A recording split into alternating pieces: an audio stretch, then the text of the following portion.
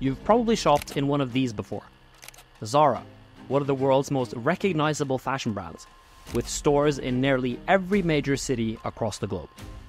You've seen the name, you've seen the clothes, and you've likely bought something yourself. But did you know that the man who built this empire is worth over $130 billion? And have you ever heard of him? While names like Bezos, Musk, and Gates dominate headlines, the man behind Zara has stayed quietly in the shadows. No interviews, no public appearances, no fanfare. So who is this man? And how did he quietly amass one of the largest fortunes on the planet without anyone noticing? This is the story of Amancio Ortega, the elusive billionaire behind Zara, and how he became one of the wealthiest people in the world without ever needing to step into the spotlight. But as you'll discover, his ambitions extended far beyond fashion. His journey is one of perseverance, business acumen, and above all, a relentless focus on efficiency. Amancio Ortega was born on March 28, 1936, in Bosdongo de Arbus.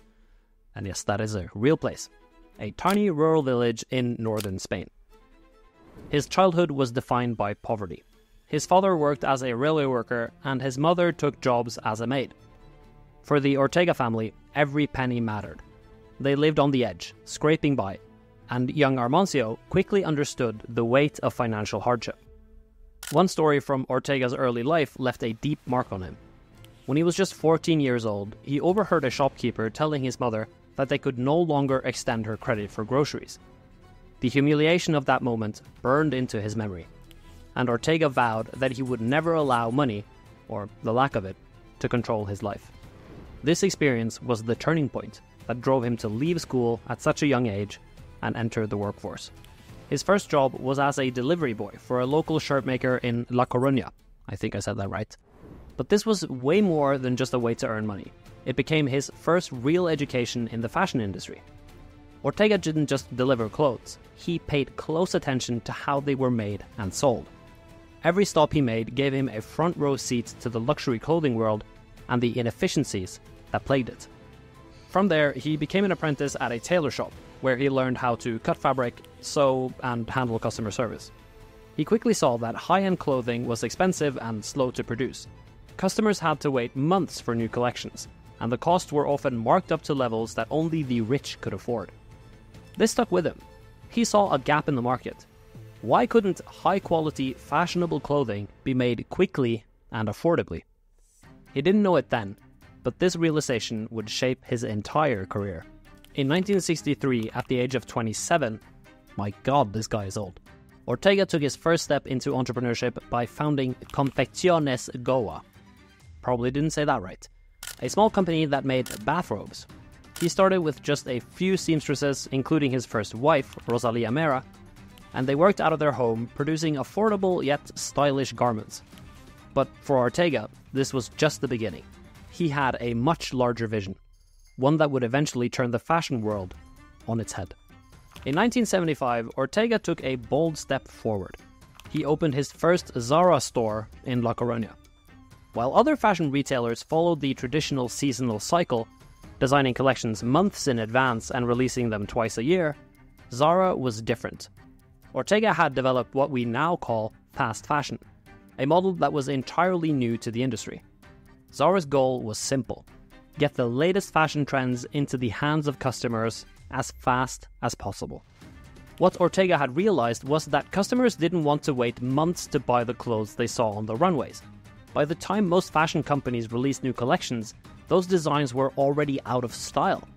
Ortega's genius was in shortening the production cycle. Zara could take an idea from the drawing board and have it on the shelves within just 2 to 3 weeks. A process that usually took other fashion houses months. But the real magic happened behind the scenes. Unlike other brands, Zara didn't rely on outsourcing its production to distant factories. Ortega insisted on keeping everything close to home. He built a network of factories primarily in Spain and Portugal, which allowed him to have complete control over the production process. This gave him unprecedented flexibility. If a design wasn't selling, it could be pulled from the shelves immediately. If a product was flying off the racks, more could be made and shipped to stores within days. Ortega's model was built around speed and efficiency, but it was also about being nimble. Designers at Zara were constantly on the lookout for the latest trends, whether it was from the runways of Paris or the streets of New York. Once they identified a new trend, it would be sketched, produced, and shipped to stores in record time. And the results was that customers could walk into a Zara store every week and find new designs. This constant turnover became a key part in Zara's appeal. Shoppers knew that if they didn't buy something on the spot, it might not be there the next time they came back. What makes Ortega's story even more compelling is that despite his incredible success, he remained almost completely invisible. While other billionaires sought out fame and recognition, Ortega was content to stay in the background. He rarely gave interviews and avoided the media spotlight. Even his employees often described him as a quiet, reserved man who focused solely on his work. Ortega's hands-on approach was legendary. He wasn't just a CEO sitting in the office making decisions from a distance. He was actively involved in the day-to-day operations of Zara. He would frequently visit the factories, watching the production lines, and even making design adjustments on the spot. It's said that he could walk through a Zara store, observe how customers were interacting with the product, and immediately make decisions about what should be pulled or pushed. This level of detail was unheard of for someone running a global company. And one of Ortega's guiding philosophies was that fashion wasn't an art form, it was a business. While designers at high-end brands like Chanel or Gucci focused on creating pieces for the runway, Ortega saw fashion through the lens of efficiency. He once said, "The customer has all the power. I simply provide them with what they want as quickly as possible." For him, it wasn't about making a statement.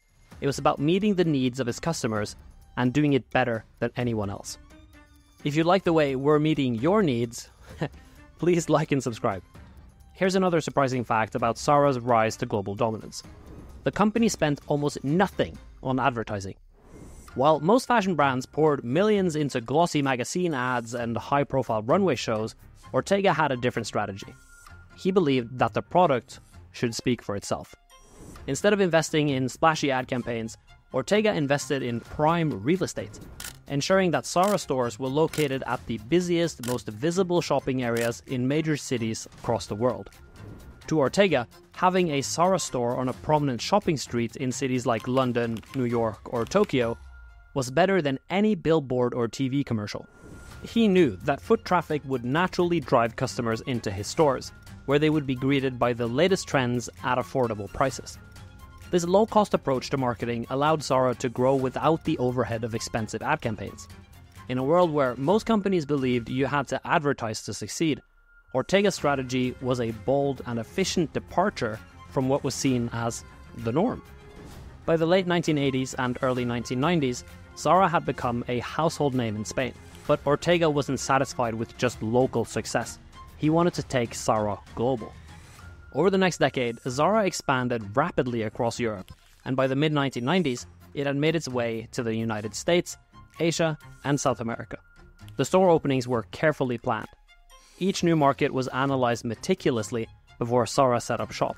Ortega's focus was always on quality over quantity, ensuring that each store fits seamlessly into the local culture and shopping habits. This careful expansion strategy paid off. So by the early 2000s, Zara wasn't just a popular brand, it was a global phenomenon. Shoppers from Madrid to Manhattan were flocking to Zara stores to get their hands on latest trends without having to pay luxury prices. While the world marveled at Zara's success, Ortega was quietly laying the foundation for the next chapter of his financial journey: real estate. Over the years, Ortega had built one of the largest private real estate portfolios in the world, a fact that often goes unnoticed, even among his billionaire peers. His real estate investments aren't just residential properties, they include prime commercial real estate in some of the world's most desirable cities. For example, Ortega owns the Torre Picasso, one of Madrid's tallest skyscrapers, which is a symbol of Spain's corporate power. He also purchased major commercial buildings on New York's Fifth Avenue, one of the world's most expensive shopping streets. These aren't just symbolic purchases. Each investment was strategically chosen for its long-term value. Ortega's real estate empire is valued in the billions and includes shopping centers, luxury hotels, and office buildings across Europe and the Americas. This foray into real estate wasn't a vanity project. It was a calculated move to diversify his wealth and create a stable, long-term income stream. Just like his approach to fashion, Ortega's real estate strategy was focused on prime location and efficiency. One of the most remarkable things about Amancio Ortega is that despite his vast fortune, estimated at over $130 billion, he's managed to remain almost completely anonymous. Even as his wealth grew, Ortega lived a remarkably modest life. He continued to reside in the same simple apartment in La Coruña that he had lived in for decades. While other billionaires flaunted their wealth and with mega mansions, yachts, and private jets, Ortega kept a low profile. If I were in his shoes, I don't think I could do that. I mean, I wouldn't tell you that I was a billionaire, but there would be signs. Ortega was often seen having lunch with his employees in the company cafeteria, eating the same food as everyone else. Ortega didn't believe in the trappings of wealth. For him, business wasn't about status, it was about results. This level of modesty, especially for someone of his financial stature, made him an enigma in the world of billionaires. In 2011, Ortega made another significant, yet understated move. He stepped down as chairman of Inditex, the parent company of Zara. He was 75 years old at the time, and after decades of running the company, he felt it was time to pass the baton. But true to his nature, Ortega didn't throw a lavish retirement party or make a big announcement. He simply handed over the reins to his carefully chosen successor, his daughter, Marta Ortega Perez. Marta had been working within Inditex for years, learning the business from the ground up. Ortega had been quietly grooming her to take over the company long before anyone else knew. When she officially became the chairperson in 2022, it was more than just a family handover. It was part of Ortega's long-term strategy to ensure that Inditex remained at the forefront of the fashion industry. Under Marta's leadership, Inditex has begun to focus more on sustainability, creating more eco-friendly products and reducing the company's environmental impact. But one thing has remained constant: Ortega's relentless focus on quality, efficiency, and customer satisfaction. Amancio Ortega is now in his late 80s, and despite being one of the wealthiest men on the planet, his name is still relatively unknown outside business circles.